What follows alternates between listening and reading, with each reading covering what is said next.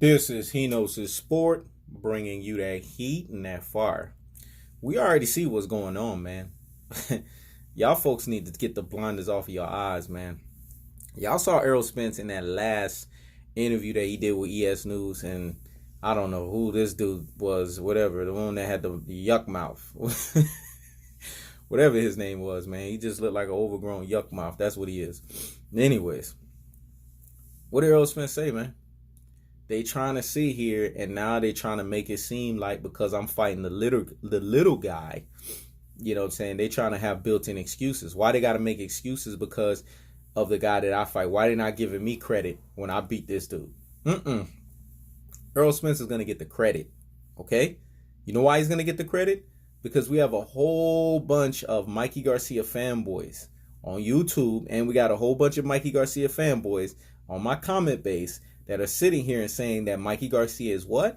Fundamentally sounded, technically sounded, the better boxer, the boxer that has more skills, yada, yada, yada.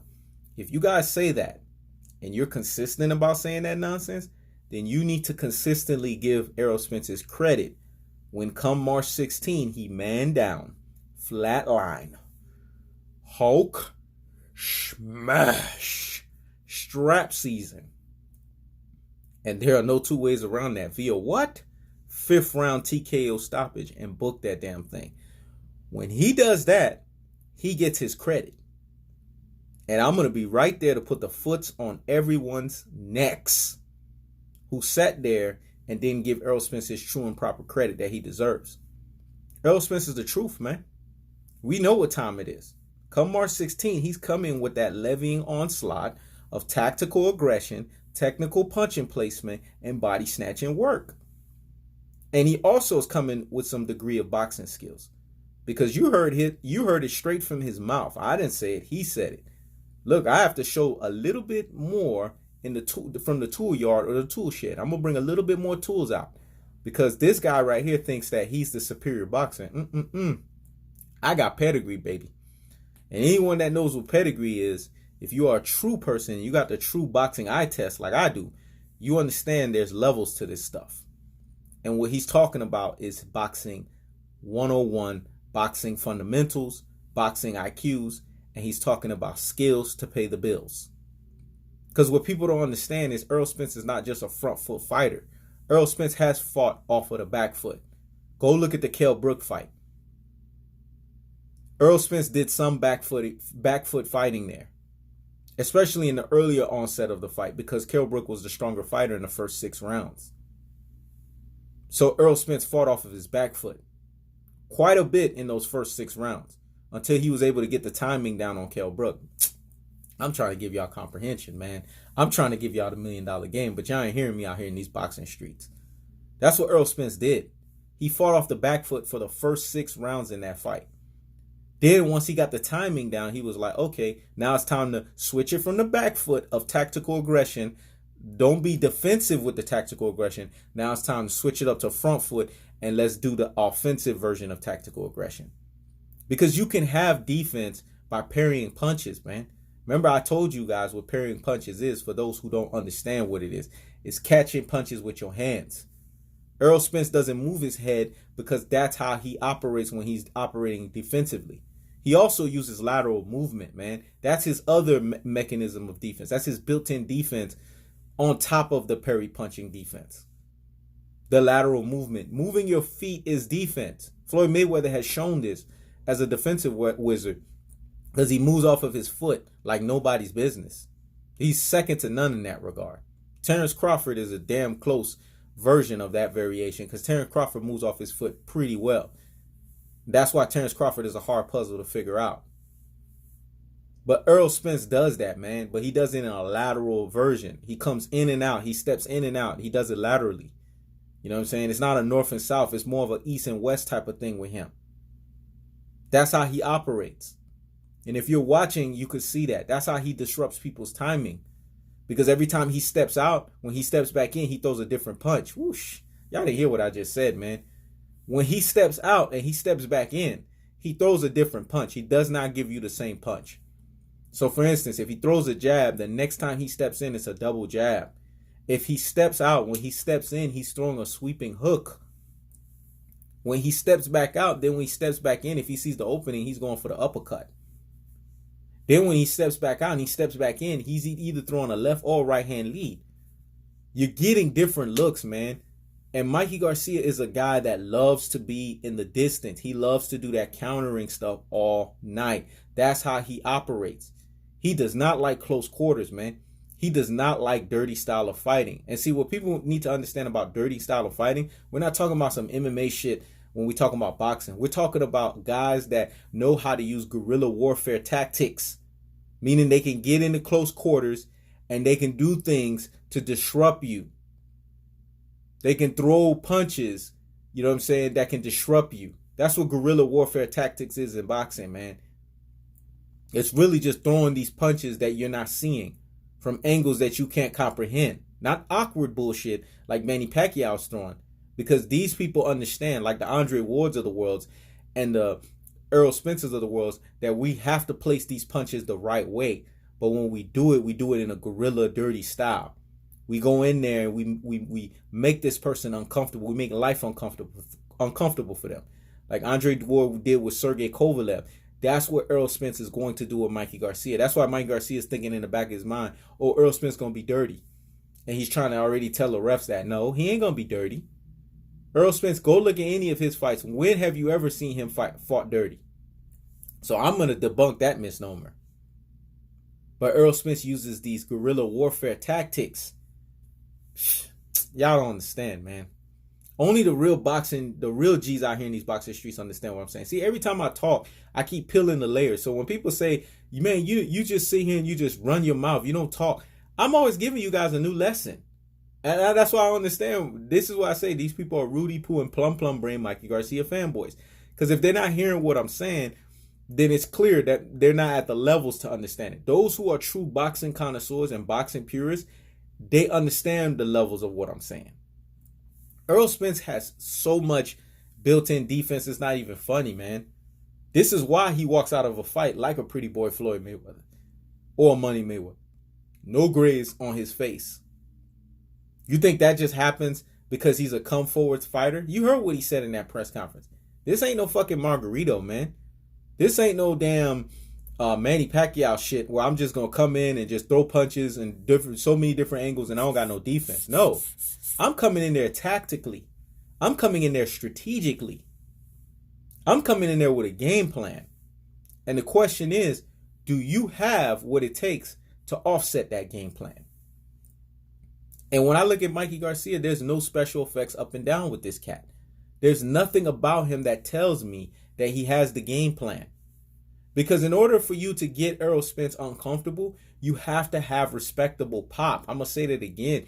You have to have respectable pop to regain Errol Spence's respect.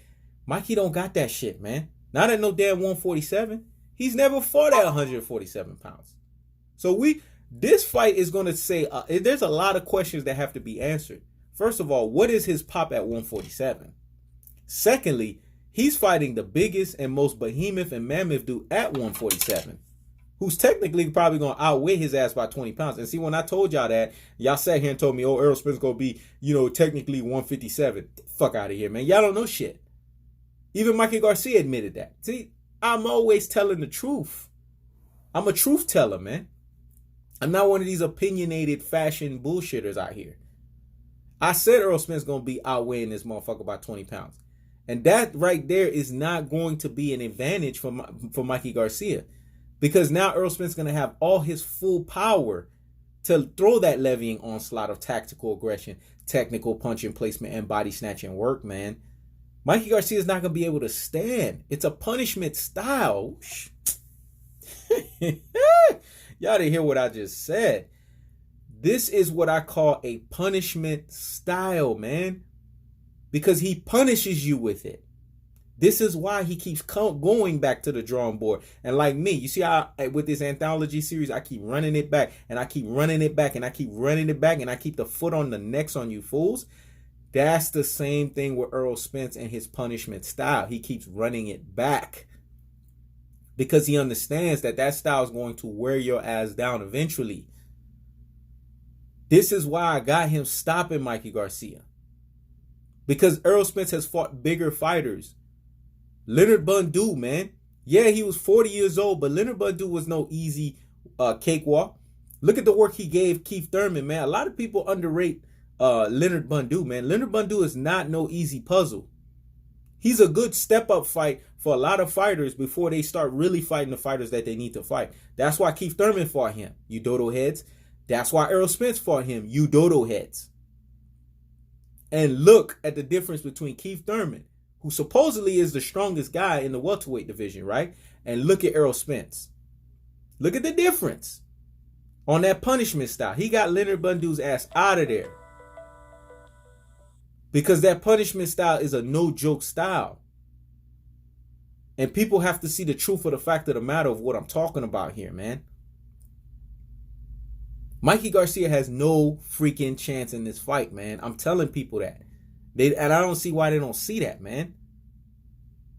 Look at Errol Spence's body language. He is confident, man. He's not looking past his guy, but you could see it in his body language. This boy just don't know the damage I'm about to put on him. He just don't understand. And the more he keeps talking this delusional, false sense of confidence, because you see that. When I look at Mikey Garcia's body language, I don't see a guy that's confident. I see a guy that's falsely trying to make himself think he's confident. I'm going to say that again. I see a guy that's falsely trying to make himself sound like he's confident. There's no confidence there. And Errol Spence is already here mentally when he told his ass, come March 16, let's see if you're going to have that same energy with that TKO. That's already in the back of his mind. Go look at the press conferences after. Go look at every time Mikey Garcia's interview. Little Mikey, a.k.a. the little engine that couldn't. Look how uncomfortable he is and how he has to reassure himself. Because if you already got confidence, why do you have to reassure your own confidence? Man, y'all didn't hear what I just said, man. That thing was deep and profound. When someone is already confident, why do you have to reassure your own confidence? Look at Errol Spence. You see him reassuring himself? No, because he already knows he's about to punish that little dude. He got the height advantage. He got the reach advantage. He has the athleticism advantage. He has the defensive advantage. He has the size advantage, man. Everything, he has the power advantage. He has the speed advantage. Everything goes in his favor. So I don't see how people can't see that this is a wash. The betting odds should be 18-1, just like it was for Keith Thurman and Josecito Lopez. Like I said, that shit should have been in reverse. Theirs was 18-1. That one should have been 4-1. And this fight should be 18-1. When Robert Garcia loses this fight, man, don't be surprised if he takes some time off from boxing. I'm telling you, man, I'm calling this stuff because I'm a visionary and I see these things happening the way that they should happen. Don't be surprised if he takes some time off as a trainer from boxing. Because him and Big G knew that their son had no business from the onset of fighting this dude. They tried to talk him off the ledge and he would not listen. And this stuff is not no dare to be great. It's dare to be stupid at the highest levels. I'm going to say that again. It's dare to be stupid at the highest levels. Because when you are being put out on a stretcher and you're pissing blood at the end of this fight, what is this King Kong balls nonsense? What is this dare to be great nonsense? Because now you have to have your family at your hospital bed. Because you was too stupid and you didn't realize that this was a fight that you was barking up the wrong tree. You was biting off more than you could freaking chew.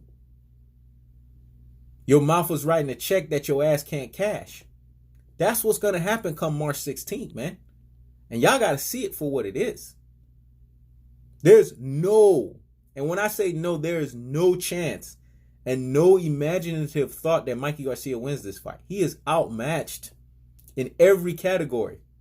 I told y'all, Errol Spence has to be either 3 times the legal limit alcohol-wise, or he has to have a foot injury to where his lateral ability is compromised. I mean severely compromised for Mikey Garcia to win this fight. That is the only way he's going to win this fight. Other than that, his ass is hitting that fucking canvas a few times. And his ass is getting put out on a stretcher. I already made the phone call to Jerry Jones. I already told him, have that damn stretcher ready. I already told him, have the CSI agents ready. And you know what he told me? In his Texas voice? We damn well will have that. He knows the sport. You're on the money. You know, we're backing Errol Spence. That's our guy. He's from Dallas, Texas. We're going to make sure that, you know, we have those CSI agents ready. We're going to make sure that we have those stretchers ready. And we're going to make sure it's about 3 of them because we know Big G and we know Robert Garcia is going to pass out along with Mikey Garcia. We could see that happening. We could see it unfolding. You know, that's why we told them to come to the AT&T Stadium so that everyone could see it on the big screen. We don't back losers. We back winners. That's why we're backing the truth. That's what the man told me, man. And I said, hats off to you. That's why they call you Jerry Jones, man. That's why you part of America's team. But y'all ain't hearing me, man. Come March 16th, you know the saying. Errol Spence is going to what? Man down. Strap season. That's right. WBC Diamond Belt, whatever the joke that belt is, that's coming around his waist. He's going to flat line. Hulk smash. Mikey Garcia. And there are no 2 ways around that bad boy. Via what? 5th round TKO stoppage and book that damn thing.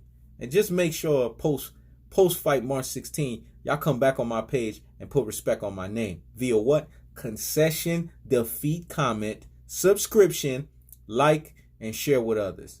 This is He Knows His Sport. Checking out.